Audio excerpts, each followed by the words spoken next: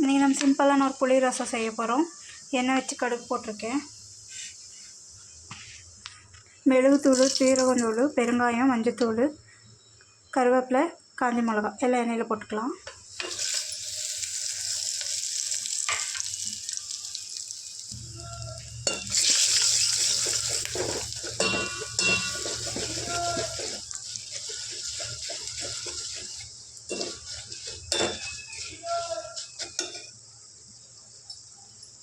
இப்போது ஒரு 2 பூண்டு, 2 தக்காளி இந்த மாதிரி கொரப்பாக அரைச்சி எடுத்துருக்கேன். இதை சேர்த்துக்கலாம்.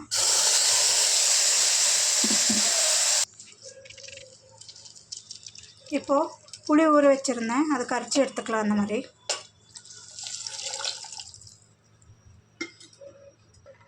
இப்போ உங்களுக்கு எவ்வளோ புளிப்பு வேணுமோ அதுக்கு தகுந்த மாதிரி தண்ணி சேர்த்து இது கன்சிஸ்டன்சி செக் பண்ணிக்கோங்க. இப்போ உப்பு சேர்த்துக்கலாம்.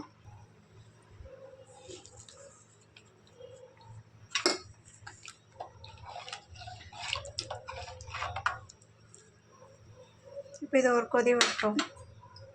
துவரம்பருப்பு வேக வச்சு இந்த மாதிரி கொழு மேஷ் பண்ணி வச்சுருக்கேன். இது ஒரு கப் போட்டுக்கலாம்.